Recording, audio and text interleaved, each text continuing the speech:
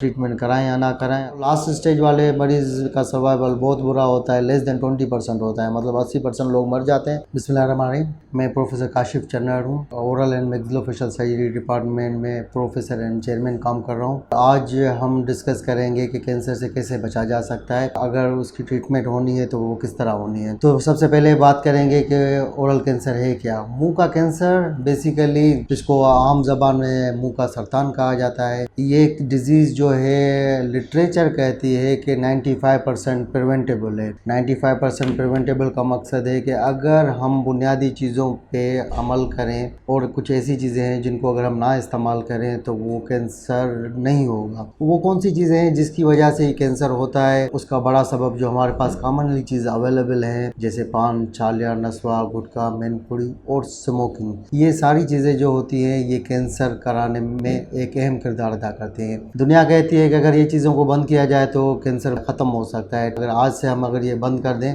तो हमारे पास चांसेस हैं कि 6 साल के अंदर अंदर हमारे कैंसर का इंसिडेंस कम हो जाए। पाकिस्तान में इस वक्त मुंह का कैंसर सबसे ज़्यादा है। दुनिया की लेवल पे अगर देखा जाए तो पाकिस्तान नंबर 1 पे मुंह के कैंसर की वजह से। पहले ये ब्रेस्ट कैंसर था जो सबसे ज़्यादा था, मगर हमारे पास प्रिवेंटिव मेजर्स ना लेने की वजह से पाकिस्तान की रिपोर्ट अगर देखी जाए, स्पेशली सिंध प्रोविंस में कैंसर, मुंह का कैंसर सबसे हाईएस्ट जा रहा है। और अनफॉर्चुनेटली हमारे पास जो कैंसर रिपोर्ट करता है वो स्टेज पहली वाला नहीं करता, दूसरी वाला नहीं करता, तीसरी वाला नहीं करता, चौथी वाला करता है। स्टेज 4 डिजीज जो होती है वो लास्ट स्टेज होती है जिसमें मरीज का सर्वाइवल कम होने के बराबर है। कहा जाता है कि अगर स्टेज 1 में अगर कोई मरीज आ जाए तो उसका सर्वाइवल रेट 80% होता है। हमारे पास जो मरीज आते हैं वो तो लेट स्टेज आते हैं, मगर होने से पहले कुछ ऐसी चीज़ें, कुछ ऐसी अलामतें हो जाती हैं जो अगर मरीज मुंह के अंदर देख ले तो उससे जल्दी कैंसर डिटेक्ट हो जाएगा और उसकी ट्रीटमेंट हो जाएगी। जैसा कि सबसे पहले अगर जो मरीज पान, छाला, नस्वा, गुटखा, मैनपुरी या ऐसी कोई चीज़ खाता है तो उसको अपने जहन में रखना चाहिए कि उसको कैंसर कभी भी हो सकता है। लोग कहते हैं कि काफ़ी अरसे से खाने के बाद भी नहीं होता, मगर विथ पैसेज ऑफ टाइम, वक्त के साथ हमारी कुव्वत मुदाफ़त इतनी कम हो गई है कि अब जल्दी कैंसर हो जाता है। कुछ ही अरसे खाने की वजह से कैंसर हो जाता है। तो पहली अलामत जो अक्सर मरीजों में हमने देखी है कि उन मरीजों का मुंह कम खुलना शुरू हो जाता है। ऐसे मरीज जिनका मुंह कम खुले,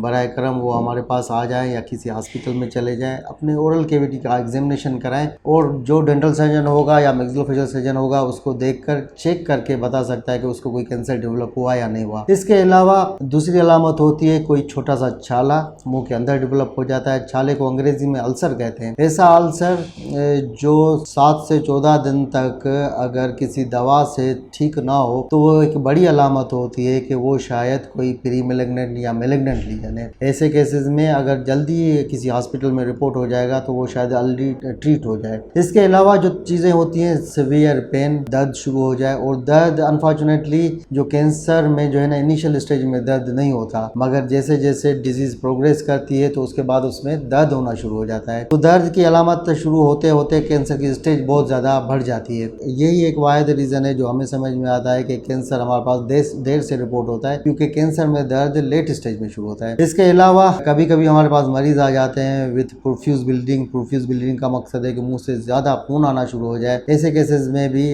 जब हमने देखते हैं तो वो एक लास्ट स्टेज में होता है जिससे कैंसर बहुत बढ़ जाता है, बड़ी मेजर वेसल्स में आ जाता है, खून आना शुरू हो जाता है। तो ये कुछ चंद अलामात हैं जो अगर मरीज अपने मुंह के अंदर देख ले तो उसको जल्दी रिपोर्ट करना चाहिए। कैंसर अगर किसी को शुरू हो जाए तो उसको क्या करना चाहिए? पहले तो ऐसी अलामत अगर शुरू हो जाए तो किसी करीबी डेंटल सर्जन के पास चला जाए। हमारे पास मैक्सिलोफेशियल सर्जरी यूनिट है Liaquat university of medical health sciences में, एक बड़ा सा ज़बरदस्त यूनिट है। हमने यहाँ पर कैंसर ओपीडी लगाई हुई है जहाँ पर फ्री ऑफ कॉस्ट इन्वेस्टिगेशन भी हो जाती है, जैसे कि बायोप्सी। बायोप्सी एक बुनियादी टेस्ट है कैंसर को डायग्नोज करने के लिए। ये टेस्ट बहुत आसान टेस्ट होता है, इतना मुश्किल टेस्ट नहीं होता, और उसमें हम एक एनेस्थेटिक सॉल्यूशन, सुन करने का सॉल्यूशन लगा देते हैं। उसके बाद छोटा सा 1 mm 2 mm या 5 mm चावल के दाने जितना गोश्त का टुकड़ा उसी डिजीज से निकाला जाता है और वो फिर पेशेंट को दे देते हैं किसी लेबोरेटरी में जमा कराने के लिए। एक वाइड टेस्ट है जिससे हम कंफर्म कर सकते हैं कि ये कैंसर है या नहीं है। एक मिथ है हमारे पास कि अगर कैंसर को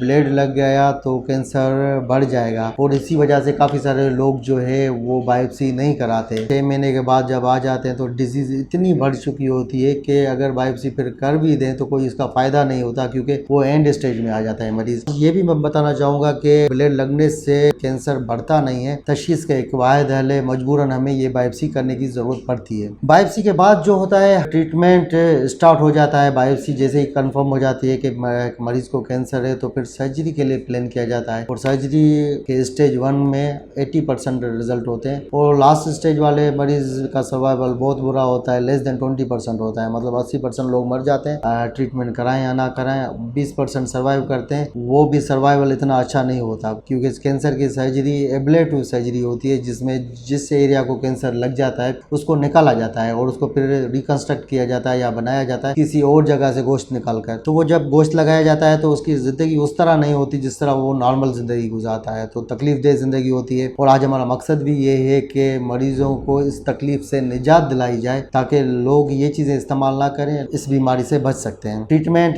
बुनियादी तौर पर जहाँ पर कैंसर लगा जाता है उस एरिया को काटा जाता है, उसके साथ साथ जहाँ जहाँ पर उस बीमारी के जरासीम चले जाते हैं, ये जुज़े जो होते हैं मुंह से शुरू होते हैं और गले की तरफ आ जाते हैं इनिशियली, और उसके बाद अगर वहाँ पर भी ट्रीटमेंट ना हुआ तो फिर वो बॉडी पूरे में फैल जाते हैं। तो हम डायग्नोज करते हैं कि कहाँ तक डिजीज़ है। अगर वो गले तक होती है तो गले तक भी ट्रीटमेंट हो जाती है, अगर गले से आगे चली गई, बॉडी में चली गई, हमारे लंग्स, लिवर या किडनी में चले गए या बोन्स में चले गए, तो फिर उसका ट्रीटमेंट नहीं होता सर्जरी के थ्रू। सर्जरी के बाद जो ट्रीटमेंट होती है उसमें बेसिकली ये किसी कैंसर हॉस्पिटल में भेजा जाता है। उस कैंसर हॉस्पिटल में वहाँ पर रेडियो कीमोथेरेपी शुरू होती है। रेडिएशन एक प्रोसेस होता है जिसमें दवाएं लगाई जाती हैं कैंसर को ख़त्म करने के लिए, और उसके साथ साथ कीमोथेरेपी जो इंजेक्शन लगाई जाती हैं वो भी एक मरहला होता है। कैंसर का ट्रीटमेंट ख़त्म होता है ये 3 स्टेजेस पे। पहली स्टेज में सर्जरी की जाती है, दूसरी स्टेज में किसी कैंसर अस्पताल में रेडियो कीमोथेरेपी की जाती है, और तीसरी स्टेज में फॉलोअप होता है जो मिनिमम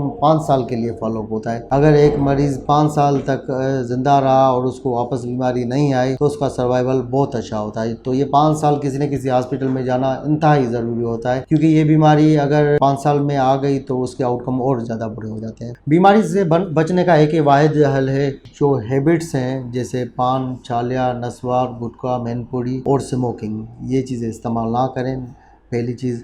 इसके अलावा कुछ अल्टरनेट्स हैं। अगर कोई बंदा छालिया खा रहा है तो वो अपनी हैबिट्स को मॉडिफाई कर सकता है, चेंज कर सकता है, चीगम इस्तेमाल कर सकता है। फ्लोराइड कंटेनिंग चीगम है हमारे पास अवेलेबल, वो इस्तेमाल किए जा सकते हैं। एडिक्शन भी ख़त्म हो जाती है, और साथ साथ जो वो टेस्ट लेना चाह रहा है ज़िंदगी का वो भी ले सकता है। अगर किसी बंदे को इल फिटिंग डेंचर है, कोई दांत लगवाए हैं जो उसको गोश्त को टच कर रहे हैं, वो भी एक बड़ा रीज़न हो सकता है कैंसर का। या कभी कभी हमारे दांत टूट जाते हैं और उसके शार्प एजेस गोश्त में लगते हैं, अगर ऐसा भी कुछ हो रहा है तो जल्दी विजिट किया जाए। अगर ये काज ख़त्म किए जाएंगे तो कैंसर नहीं होगा।